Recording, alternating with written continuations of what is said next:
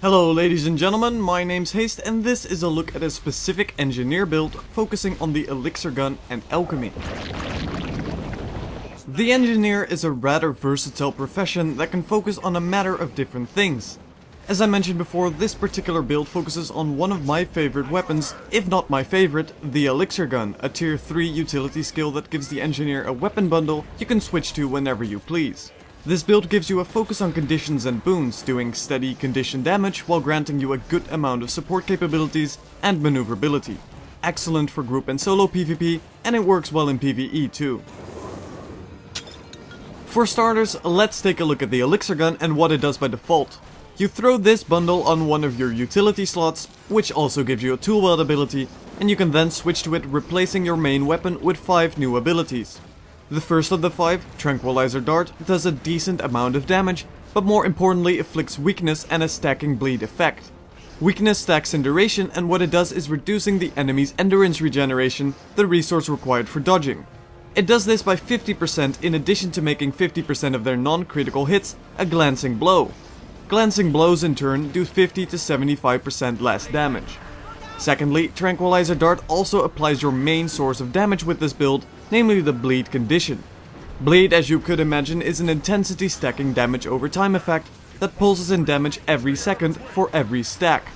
If you merely were to use Tranquilizer Dart constantly, you can keep weakness up on your enemy while getting to around 5 stacks of bleed unbuffed. The second ability is called Elixir F, a ranged projectile that bounces between up to 4 enemies or allies, applying cripple to hostile and swiftness to friendly targets. Cripple reduces their movement speed by 50%, and swiftness increases allies' movement speed by 33%. This is something you'll want to keep up on your enemies while you're kiting them around. Thirdly, Fumigate is a channeled cone attack that does damage and applies poison and vulnerability every second over the course of 5 seconds. In addition, this cures conditions on allies hit as well, with every second. Poison is a pretty obvious one, doing damage over time and stacks in duration, but also reduces outgoing healing by 33%.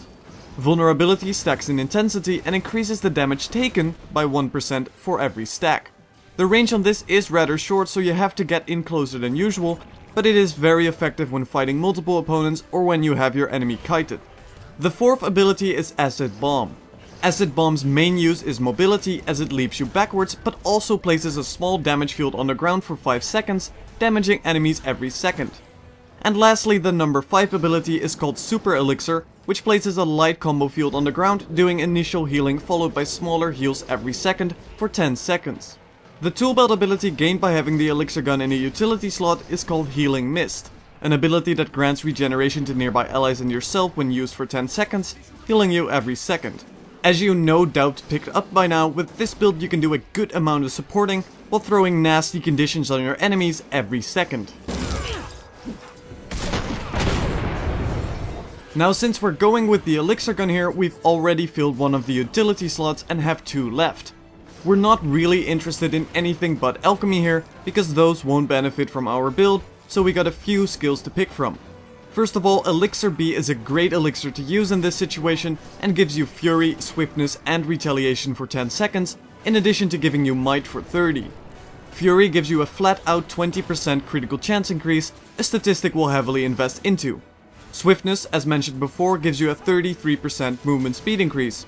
Retaliation in turn reflects a fixed amount of damage, based on your power, back to anyone that hits you, and lastly Might increases your power and condition damage. As you could imagine, this is quite a useful ability and should pretty much be used whenever you can, right before and during combat to significantly increase your damage output. In addition, you also gain the Toss Elixir B ability, which, contrary to its tooltip, gives 1 boon randomly to yourself and allies hit, either Might, Fury, Swiftness or Retaliation. You have a bit of leeway in your final utility skill depending on what you are set out to do, but consider picking up Elixir R when doing PvP. This skill allows you to break stuns and refill your endurance. The Toss Elixir R tool belt ability gained by this cleanses 1 condition on yourself and targets hit, in addition to quickly reviving downed allies. Your healing ability is an easy choice here and comes down to Elixir H. Needless to say, this heals you, but also randomly gives you either protection for 5 seconds, reducing damage taken by 33%, or swiftness or regeneration for 10. Original as they are, the tool belt variation of your healing skill will then be Toss Elixir H, and grants either protection, regeneration or vigor, which regenerates endurance to yourselves and allies hit. Your elite skill would likely be Supply Crate, as this is easily the most reliable and effective skill you can pick. This skill stuns your targets and drops a bunch of turrets and supplies, giving you a good boost in fights. Finally, you may have noticed the Elixir Gun replaces your main weapon when used, but what weapon are we exactly replacing here? The engineer has a rather meager choice of weaponry to pick from, and comes down to a rifle, pistol or shield offhand. The pistol seems like a solid choice because this too focuses on condition damage in a similar fashion to the Elixir Gun, but that is also exactly the problem. For most of the time you are using the Elixir Gun, making pistols obsolete in this build, and more importantly gives you the ability to equip something more used for utility, or maneuverability in this case. The weapon we are going to use is the rifle and centers around keeping enemies at bay, which is perfect as a backup to switch to. The rifle has 5 abilities, 2 of which are an excellent combination to weave into your gameplay. The first, Hip Shot, is your straight up damage ability, which we aren't concerned with and will hardly ever use. Secondly, Net Shot is useful when you require more control over the enemy, as this immobilizes them for 2 seconds. The third ability, Blunderbuss, fires a cone of shrapnel doing more damage to your enemies the closer they are at, but more importantly stacking multiple bleed conditions on them, depending on how close they are, up to a maximum of an instant 4 bleed stacks. The number 4 ability is called Overcharged Shot, and fires a powerful shot that knocks both you and your target backwards, creating a nice bit of distance between the two of you. Excellent for those pesky melee enemies. Finally, Jump Shot blasts you into the air, doing damage and 3 stacks of vulnerability at your leap location and the location you jump towards. It is not the fastest ability you can use, but does give you a nice bit of extra mobility. Essentially, a very effective combination to utilize is quickly switching from your Elixir Gun to the rifle when your enemy is practically in your face, hitting them with Blunderbuss for tons of damage and quickly following this up by Overcharged Shot to launch him away from you so you can continue your assault unharmed with the Elixir Gun. I mentioned before that critical chance will be an important statistic for this build, among others. And this comes down to the traits we'll be using. We'll be getting 30 points in Alchemy, 30 in Firearms, and finally 10 points in Explosives. The 30 points in Alchemy will give us 300 extra Vitality, which always comes in handy and increases all our boons durations by 30%, which is about a 3-second increase on most of them. In addition, we'll be getting a couple of minor traits. First of all, we get the Hidden Flask, which automatically makes the engineer use Elixir B, the one with the 4 boons, whenever you drop below 75% health. At 15 points we get the Transmute trait, giving us a 3% to convert incoming conditions into random boons, and at 25 points we get the minor trait called Energy Conversion Matrix, flat out increasing our damage output by 1% for every boon we have on. The traits we want are fast acting elixirs, reducing elixir recharge time by 20% so we can use them more often. Secondly, we'll pick up Deadly Mixture, increasing the regular damage on our Elixir Gun skills by 15%. And thirdly, we get the major trait called HGH, which gives us the great addition of a 20-second might boon on all of our elixirs, including tool belt elixirs, making it easy to stack might and drastically increase our damage output. One thing to note is that, sadly, currently traits aimed at elixirs do not actually improve any of the Elixir Gun's abilities. 30 points into Firearms means an additional 300 condition damage, perfect for what we're doing, and a 300 increase of our precision, the statistic that directly increases critical hit chance. Fittingly enough, the first minor trait we'll receive from this is called Sharpshooter and gives our critical hits a 30% chance to do another bleed condition. Secondly, we also get the Target the Weak minor trait, and this increases our critical hit chance by 10% when we're fighting enemies with less than 50% health. The last minor trait we get from this is Target the Maimed and increases our damage to bleeding targets by 5%.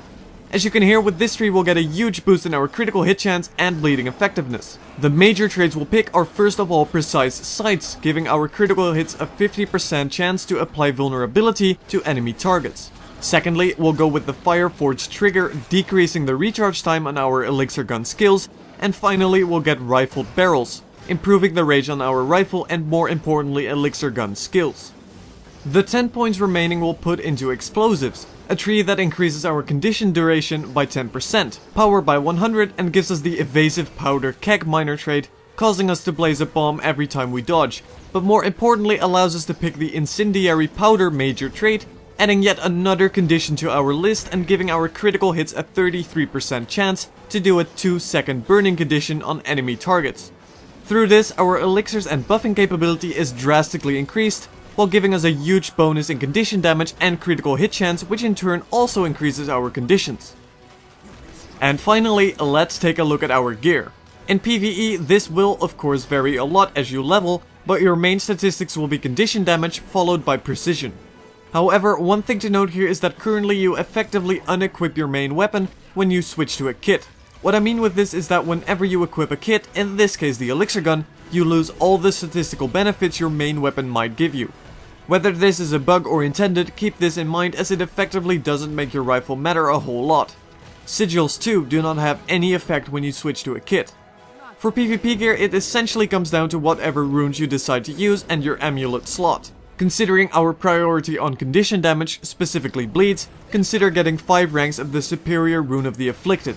As the 6th upgrade for this is not worth it, instead get 1 rank of any rune that gives plus 28 condition damage. For the amulet, I would take the PvP Rabbit amulet, giving you a significant boost in condition damage, while also increasing your precision and toughness. Consider slotting this with the Rabbit Jewel for a bigger boost. Finally, as sigils do not matter a whole lot, I would simply go for the Sigil of Superior Agony, which increases your bleed duration, which works very well with Blunderbuss, and that is about it. If you're looking for a fun build focusing on controlling your enemies, supporting your allies, and most of all is just about racking up those nasty conditions on enemies, then this is certainly one to try out.